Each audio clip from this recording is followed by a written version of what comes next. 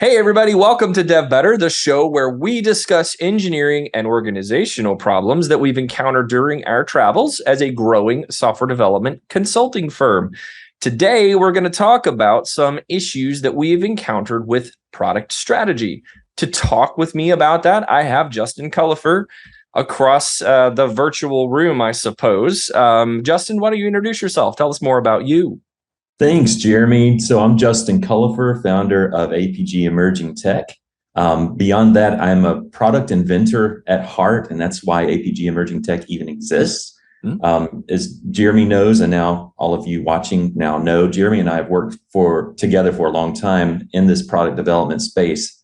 And I'm so pleased that now I have a team of inventors under my wing at APG Emerging Tech.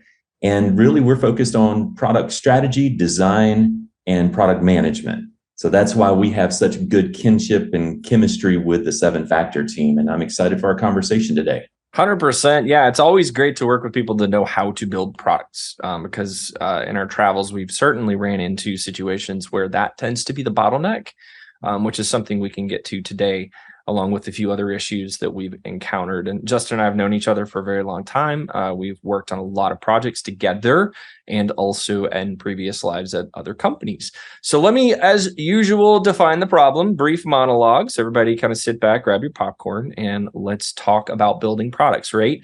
Building a product is hard. If it were easy, then everybody would have already done it and everybody would be billionaires. Getting something out the door that truly delights people requires tenacity, perseverance, people skills, domain expertise, and in my opinion, a heavy dose of luck. Lots of enterprises struggle with this, be it experimenting with a new line of business or modifying an existing product to meet the needs of current and future customers.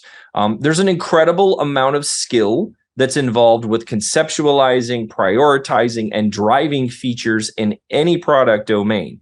And great product people are necessary for this success, right? For the purposes of our discussion, I want to hone in on some software products or projects that require software in order to function well. So we're not going to talk about, building a new bolt for Home Depot or a widget that, doesn't have any software associated with it, right? We're a software company. So we're going to talk about things that are software. This is the majority of new products, though, to be honest, and existing products really on the market. Think about Uber, right?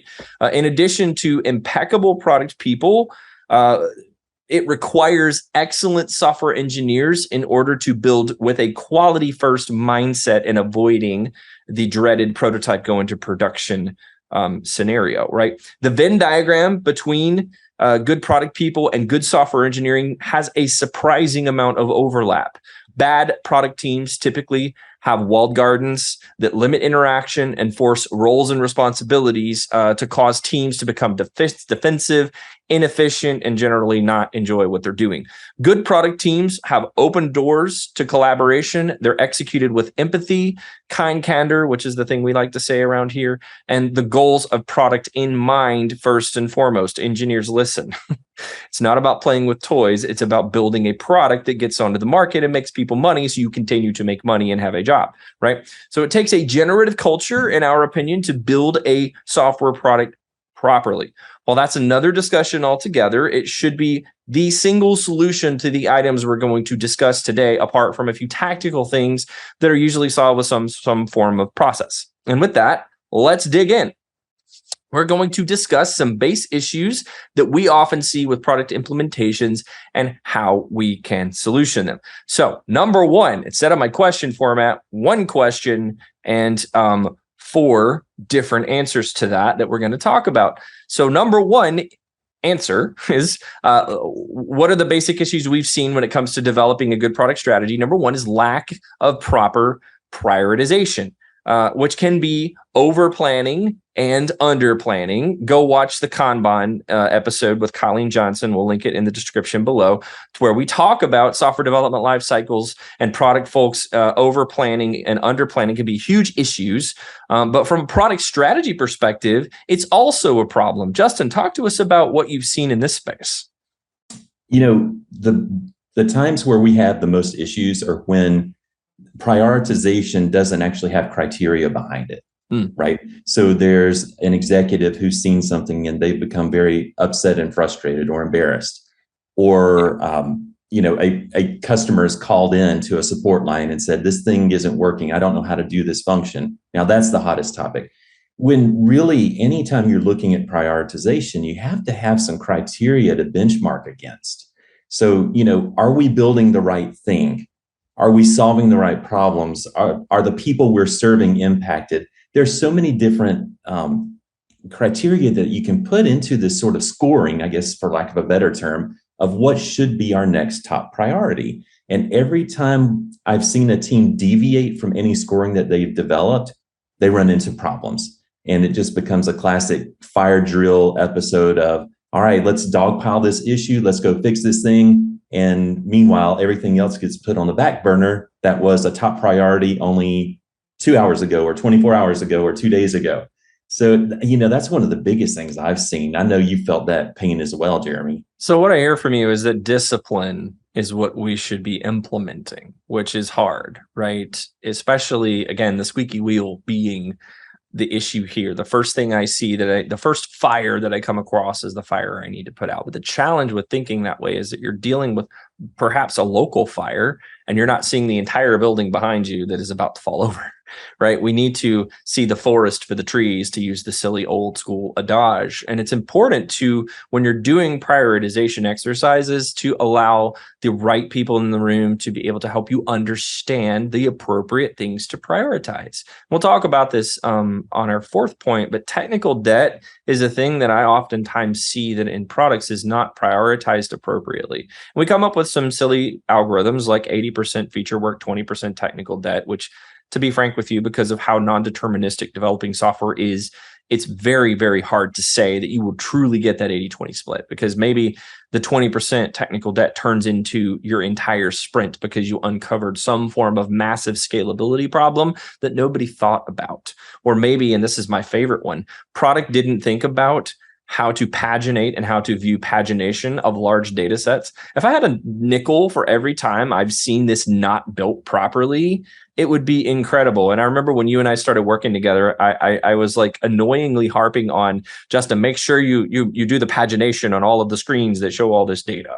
You've been burned by the pagination before. It's silly because it's one of those things that just should be honestly an obvious thing that you have to build in. But a lot of product folks, they don't think like that because it's a technical concern.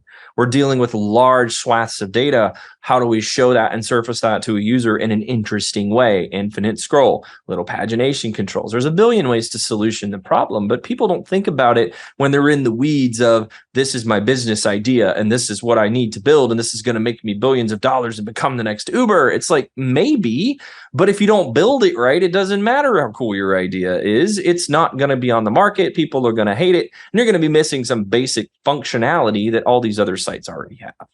Exactly. And to one of your earlier points, though, about making these decisions in isolation in terms of what should be the next priority, a good product owner is going to be someone who knows how to gather and achieve consensus amongst their stakeholders.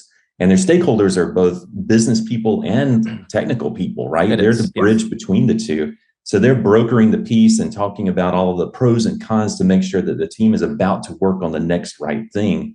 And, one of the tactics we employ from that tech debt perspective, realizing not all tech debt is easy stuff, right? Mm-hmm. But a lot of times we'll put that into our Friday, we call it our air quotes Friday backlog, where, it's end of the week, people are getting tired. What are some really what's low hanging fruit that's a quick win that we can just knock out and feel really good about ourselves going into the weekend? And that's when we can knock out some of those things that have just been pushed to the back burner, but allow us to show a little bit more progress and, satisfy the needs of things that are piling up, as well as the things that are the hot topic. For sure. And I love that you mentioned that a good product strategy involves the developers being treated as stakeholders to a certain degree. If more teams thought this way, I would be very happy, because generally any software development lifecycle, the inputs that you put in, if they're garbage, guess what you're going to get out the other side? You're going to get waste. You're going to get garbage. You're going to get poorly implemented software. Like maybe you could put a Ferrari engine into your Ford Pinto and it would still be a Ford Pinto, right? And I love Pinto. There's a story there. Never mind. Just don't rear end one. Don't rear end one, right? Blow up. But anyway, so the important thing though is that product should be focusing on providing the best possible inputs into your engineering team. And oftentimes we try and operationalize this with a process that just doesn't work, because processes are fantastic when the work that you're handing between each of your different pieces is deterministic, easily understood, and easily specified. In some cases, this is true, like build me a login page with a username box and a password box. To a product person, that may seem to be something that's very simple to operationalize, but this is the silly example I've used many times before. What if a brand new authentication scheme comes along that's no longer JWT and it's some super crazy complicated, I don't know, mishmash of SAML, God help us all. And now every single implementation out there has to be changed to this new technology that nobody's seen, nobody's heard of, nobody's used before. And oftentimes cryptography is hard, right? We took crypto classes in college and forgot it promptly because, well, at least those of you that went into security are like really into crypto, at which point, cool, good for you. But for me, it's math I don't even remember how to do. So I don't know how it works and I don't understand how to implement it properly in my system. So we have to understand that there's a relationship. And when I say Venn diagrams, I truly mean that product and engineering should have an overlapping, and that overlap is substantial. Because having a good overlap and having the product team and the developers sitting in a room and engineers questioning the product team's decisions in a respectful way can be an incredibly powerful thing for your engineering team and also for your product team in getting the right thing out the door. Absolutely. Last week, actually, we had a workshop with one of our clients, and we're talking about something that is on the horizon. We're still in the investigative phase, going out, doing our due diligence, building the business case to even build this thing. It's going to be a scoring mechanism. I'll just leave it at that. But we had one of your engineers, Jeremy, in the meeting because we feel like it's so important to have their eyes and ears on the business problem that we're solving as early as possible. And sure enough, that proved to be very, very useful because they weighed in, offered some suggestions, offered things to steer us on a path, not to tell us the path to follow, but just to keep the guardrails up and make sure we didn't, go off the rails and do something completely crazy in our designs. Right. I just think it's important. I would rather err on the side of having transparency and awareness than not. And I can't imagine a successful product team trying to work in that sort of walled off, siloed manner. It just doesn't lead to a successful product. Yeah, it's sad though. You see it a lot. And it's one of those things that I want to challenge everybody. Don't do this. Push back, because good products are not built in a vacuum, and you can't simply pass items down the assembly line and expect the context to follow, which is probably the most important part when you're building something correctly. So next issue, not truly understanding your users. This one is a big one. I actually have a story here where I have worked with teams and clients in the past where they have built something in a vacuum, and they did maybe a small focus group, but they didn't really spend an extreme amount of time with their stakeholders, which, by the way, are a very specialized group. This particular set of people are diverse in age, they're diverse in skill set, they're diverse in technical capabilities. That is one of the hardest audiences to properly build a product for. And this particular company, unfortunately, built something in a vacuum, rolled it out, and said, this is your new way of doing task X. Guess what? Guess how successful it was? It wasn't, right? It fell completely on its face. What have you seen on this? And how do you understand your users? Yeah, I think about a project that I was on years ago, and it involved the Department of State and the Department of Homeland Security. And my team's responsibility was to do the requirements definition, rapid prototyping, all of the upfront product pieces before actually going into build. And the interesting thing was we had stakeholders in our requirements meetings, right, where we're trying to understand the users, and the stakeholders actually represented users out in the field who would be using this software that we're going to build for them. But we noticed there was a row of individuals in each meeting who just wouldn't speak. And it was so bizarre. We're like, why are they even coming to the meeting? They're just taking up oxygen. And so we finally had an opportunity to pull them off to the side and just talk. And they said, we're not comfortable speaking up in these meetings because our superiors are here. Oh no. And if we say something they disagree with, it can really come back to haunt us. And so those were the actual people who would be using this software we were designing. So we're trying to understand our users, design the best product possible, and they're sitting there silent because they were afraid to speak up. So I say all of that to say it's very important to not just design in a vacuum. Right. If your conference room or your virtual room is full of executives and you're not actually hearing from the people who are going to use this thing on a daily basis, or if you haven't created a rapid prototype to socialize with prospective end users to get their feedback, the good, bad, and the ugly, you're missing the mark. There's no way that you can design for an end user without involving an end user in some capacity. One of the ways we hedge that is to do some rapid prototyping. That's a broad phrase. I want to actually define that. Rapid prototyping in our sense is creating a non-functional prototype in a tool like Axure or Figma, iRise. There are several tools out there that allow you to very quickly drag and drop shapes and build screens and workflow and basically hit a play button, hand it to a user and say, what do you think? And so our team is very adept at doing that very, very quickly, which is a good front end process before you invest that time and money in actual code. Right. Some folks will code a prototype. That's perfectly fine. There's nothing wrong with that at all. But for this purpose, we use rapid prototyping to basically make sure we're hitting the mark for these users and not building something that they're going to dislike, talk bad about, or not use at all. Right. Rapid prototyping is extremely useful from a feedback loop perspective, because instead of pushing code alive out to a staging environment, or maybe even to production, if you're crazy and like me and you just want to push things to prod anyway, then you can use rapid prototyping as a way to get a feedback loop into your special focus groups and to get a general sense of these are the changes that we would make if we were you. And again, you're not going to make every change. You're going to listen to people.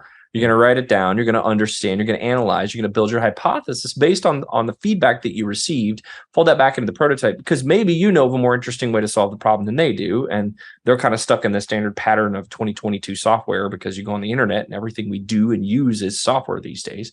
And you have a better way of solving the problem. You solve it. You put it in front of them. They're like, "Oh, I never thought of that. That's really cool." Love rapid prototyping because that helps you truly understand what your users are going for, and it gets you into those tight feedback loops that eventually you can hand to an engineering team, and we're like, cool, I got this. I understand exactly how I need to build this. Yeah. And, I would challenge product teams to not only create user personas at the front end of a project, but keep those things printed out, pin them to your wall, make sure everything you're building corresponds to one of those individuals' needs, and use the personas' names in meetings. Like, are we serving Janet in engineering? Are we serving her needs? Are we serving Deborah in finance? Are we serving her needs? Keep those people at top of mind and don't just consider that a once and done activity. Yeah, personas, one of the biggest mistakes that I've seen startups make is to ignore personas. And a lot of this comes from founders just not truly knowing what they are, because not everybody is a UXer. Not everybody is a product strategist when they start their company. They just know they want to do this cool thing over here. But personas are a great way in software for us to define the interactions of a software system with real people. They're fake, right? Excuse me, they're fake people, but they're real in the sense of we're designing this software to support these people. And every single startup that we've helped, the first question out of my mouth is, where are your personas? And how have you defined how your software is going to serve those people? Because those are the people that are going to be buying your thing. Or if not buying your thing, they're going to be using your thing, which was purchased by a big company. Or some, if you're B2B, some SaaS product that you're selling out to people to use. But without that appropriately defined persona, it's almost impossible for a developer to get their head wrapped around the context of what you're trying to do. Because remember, when you're building greenfield, right? Greenfield versus brownfield, greenfield being from scratch and brownfield being we're editing an existing code base. You're building from greenfield. and you're building all of the tables and the models and the backend APIs, you really need to do it in terms of nouns and verbs and descriptions of items in your system. This is a very common software engineering technique that we use. And that is very, very important to have in place the personas are very important to have in place in order for you to develop that system from an architecture perspective properly. So another issue that I've seen from a technology perspective is that we ship prototypes to production. This is usually the case where an engineering team has worked with a product person, and the product person is kind of back of napkin drawn out all the user interfaces, which we've all done. When you come up with a cool idea, you sit down and you're just like, oh, I'm going to draw what it's supposed to look like. I've done this countless times. I don't have any good ideas, so I have nothing on the market, but it was fun to at least doodle for a moment. And then that prototype gets pushed out to production. This is a problem, right? Going back to your rapid prototyping question, talk to us a little bit about why you shouldn't put these into production. Well, I think that comes back to defining a good MVP. So for those not familiar with that phrase, minimum viable product, minimum valuable product, the V gets interchanged both depending on who you talk to. But basically it defines what's something that's production ready, what really should be in front of users, because you really do get one chance to make a first impression. So when you're thinking about your product strategy, you're thinking about your competitive positioning in the marketplace. Should you put this thing out before you have reached feature parity with your competitors, or you've leapfrogged your competitors, right? Maybe not. Maybe you should just go to a test bed first, right? a beta audience. Is it truly fine-tuned for the people that you're serving? Going back to what we were talking about in terms of user empathy, making sure that this thing isn't going to get rolled out and confuse people, make them frustrated. There may be things that the team is compromised on internally to say, yeah, this is not ideally how it should flow, but for right now, just to get it out in production, that's okay. Really think about that and debate it as a team to make sure that you're comfortable with that. You may not want to roll that out. So anything that's less than fully baked from an MVP perspective probably should not be rolled out into production if we're all agreed that production is public facing, end users can click and tap and do this thing. Maybe it should just be to a beta audience of friendlies, of a test bed that you're comfortable with. For sure. And I think going back to your rapid prototyping idea, like you're using Axure or Figma or whatever. Figma was recently bought by Adobe, so I'm assuming everybody's leaving Figma in droves at this point. Unfortunately, that is the sorry, Adobe, but your freaking PDF thing is basically malware. I long ago abandoned it and switched to a Mac. Anyway, so rapid prototypes are typically not something you can put into production, which is why I like them. Right? Yes. From a software engineer, I like for my UX people to go to an Axure, or even though they're probably trying to implement these whole code generation things, please don't. Just stop. No, let the experts build the code as opposed to your template generator, which probably doesn't work and won't ever keep up with the newest version of React or however we decide to build the thing. Anyway, developer rant 2 aside, putting a prototype in front of people and getting actual feedback on it without having to engage a developer is an immensely powerful thing. And it prevents you from doing this, right? Again, I'm not trying to sell Axure or Figma or whatever. I don't get reimbursed by them by any means. But in my experience, they're more valuable because they allow the engineering or the UX team rather to run in front of engineering before you even get a developer engaged to start greenfielding out that project. You're already in feedback loops. That's incredibly powerful because a lot of the times we run UX, we play this game where we run UX like a week in front of our engineering team. And this is a problem because UX, they need more time than that. Usually, I don't know, maybe you're holding them to a death march, but in general, they need more time to actually build a thing that's useful and get into these feedback loops. So, using your UX framework, if you will, to get that feedback in a rapid way. And then eventually, once you're like 99.9% sure that this is the right direction from an interaction prototype perspective, you can hand that to an engineering crew that will then start building the thing. And you won't have to worry about shipping a god-awful mess of spaghetti garbage to production, where, as your team grows, it just gets worse and worse and worse and worse and worse. So I'm a huge fan of these frameworks because they don't even allow teams to get to the position to where they're shipping a prototype to production. Where this may actually not matter is if you're like generating a brand new machine learning algorithm, or maybe you're training a neural net, or you're doing like these really hardcore kind of in the weeds stuff that, product strategy hasn't really caught up and figured out how to appropriately manage those kinds of assets, right? We don't know how to build Skynet yet, but we will soon. You want to be the product manager that built Skynet? That sounds fun. Tell me how to do that. But at the end of the day, it's important to focus on building good quality deliverables, irrespective of how you get the specification for those deliverables into the engineering team's hands.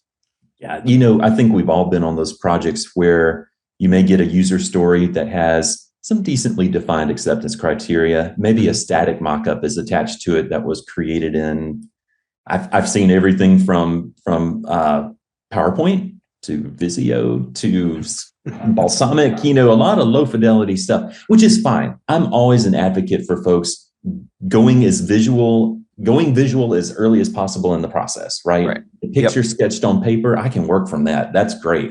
The key thing with rapid prototyping is we can send something that is clickable and interactive and realistic looking enough to accompany each of those user stories and acceptance criteria. We even have a methodology we promote on our website, I2P3, idea to prototype in 3 weeks.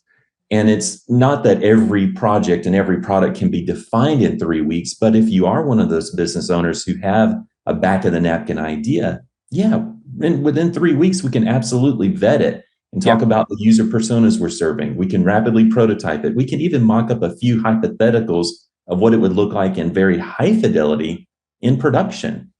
So that's something I would encourage every product team to do, because then you're singing from the same sheet of music, right? You don't have one person thinking that you're building something that's blue, green, and covered in red stripes, and another that says it's green, orange, and covered in black stripes, right? You're on the same sheet of music, and you're all excited, really bought into the product vision and moving forward together.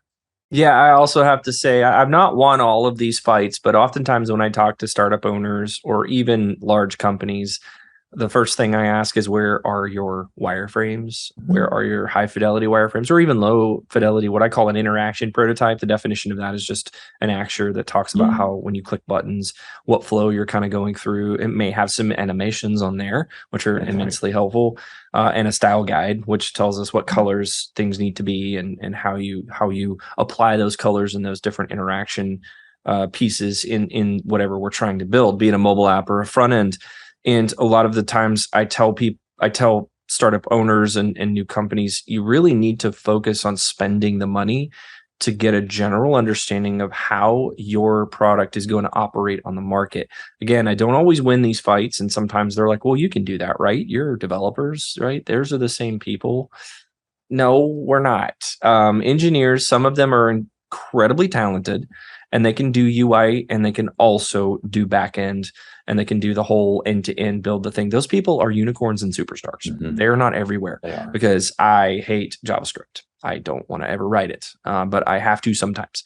And that's the thing. I'm not good at aesthetics, but I'm incredibly good at back-end software architecture and designs. Without someone like me, you won't be able to scale your application to a point to where it can operate under load, but you also in turn need the fancy user interface with all the pretty bells and whistles and front ends and things of that nature. So I always encourage startups to look at trying to set aside some money in the budget to do the appropriate work, to figure your personas out, to understand how this particular product meets the market and how it is designed to interact with your target folks. Yep. Two things on that too. Any founder or department head within a larger corporation should be focused on risk mitigation. Yeah. Doing this, you want to avoid risk to your budget, to your personnel, to the organization. And investing in a small amount of rapid prototyping and defining these personas, defining good requirements, all of this upfront piece that leads into the engineering work stream is a very solid form of risk mitigation. It is. The second part of that too is, even if you had that unicorn on your team, Jeremy, Personnel come and go. They win the lottery. They move to an island in the Bahamas. I can't blame them, right? So what you may set off on this trajectory with one person because of their capabilities, but if they, win the lottery and disappear or, just take a different career turn, you never know what can happen in someone's life. Right. You want to design, you want to build your assets that are going into the engineering work stream to be transferable really to anyone. Right. So that upfront piece is worth the investment for sure. You're also sanitizing the inputs into your engineering crew, going back to a point I made at the top of this, right? If your development life cycle rather, doesn't have a good set of inputs, you're not going to get a good set of outputs. And this is what I've argued with the most in my entire career, is I've argued over, are the inputs we're receiving from product good? And this can vary from using behavioral driven development to create scenarios, to UX wireframes, to literally an Excel spreadsheet, which I have received before. And without good inputs, you're not going to get good outputs. And so when you spend the money to mitigate the risk of your inputs being good, because you're never going to get there 100%. Software engineering is a social event. I've said this many times on this show, and also, if you just stop me in a Walmart and talk and ask me what is my opinion on building software, it's a completely social art. And we have to take inputs that come from humans and pass them into humans, who then have to contextualize, understand, parse, and turn that into pretty colored words that move stuff on a screen on a computer, right? That is important to understand. And when you get that, you'll spend more time ensuring that you have the right inputs going into your team, and you'll spend the appropriate capital so that you speed yourself up later. This is the hardest thing about building a business. People don't know is, if I bet on this now, am I going to see return on investment later? Mm-hmm. This is one of those things I will tell you right now, after 15 years of building software and 6 building startups, you absolutely need to spend the money to understand your personas, your UX, where you're heading, how you're building it, what problems are you solving, the wireframes, high fidelity, low fidelity, doesn't matter. Something that you can hand to your engineering crew so that they truly get what you're trying to build. Yeah, and I really love the point that you made about ensuring that everyone understands what you're about to build, right? Engineers, I want the engineers to push back if a story is not clear or the context around the story is not clear. Same on the business side, right? If we write a story, put it into the backlog, I want them to understand it. If there's something in there that they don't understand, ask questions. If you have members of your product team that never ask questions, I'm not sure they're the right person for your product team. 100%. Last item, pigeon-holing. Tech stacks. Don't choose one just because it's your favorite, right? Be open to solving the right problem. Design frameworks, preconceived notions about your market, right? You want to be able to test your theories to make sure you're in alignment with what your customers want. And that means you have to avoid any preconceived notions about how you're going to solve this problem. You can come in with a genius idea and the users are like, nope, that's absolutely not it. You can come in thinking that Rust is the best language on the planet and it's super type safe, but it has a garbage ORM right now, and you probably are going to be 5 times slower by using it than if you were to use C# or Java or some other thing that's more robust and has been around longer. This is one of the harder things to deal with, right? And what I typically advise startup founders to do is to don't get fixated and tunnel visioned on a few specific things. Like keep your business sense intact and use your intuition, because that's why you're starting a business. But at the same time, if somebody comes to you and says that this is the hammer that will nail all nails, they're trying to sell you something. That's right. I mean, how many times have we've seen that, it's one of the, actually, let me back up. One of the luxuries of being a smaller consulting firm is that we don't have to be pigeonholed from the top. There are some larger consulting firms that have a strategic partnership or a contract agreement with a large provider. And so every solution that they offer is going to nudge you in a direction of a specific tech stack or a specific company or provider. And be aware of that. That would be my advice, especially to the consumer end of the spectrum, to our business owners, to our founders, to our department heads. Be cognizant of what solution is being pitched to you and why it may be being pitched to you. I love that we're essentially tech agnostic. Yeah. But, certainly on the product end of the spectrum, we want to find the right fit for the user's needs and the product team's needs. I don't care if it's in Google or AWS or anything else. It doesn't matter to me. Azure, pick one. I just want to make sure it best supports the organization and where they're trying to go long term and the end users. Fine, then I'm happy. But it's nice to operate without that external pressure to push a platform.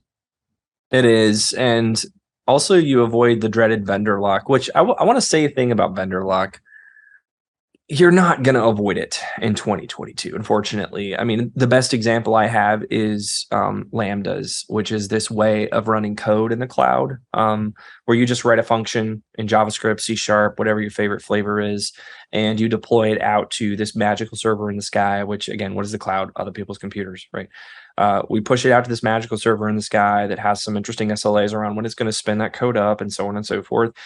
All three of the big cloud platforms, and I think even Oracle, which I learned is a thing these days, I guess they have a cloud. Still. Sure, cool, nice work.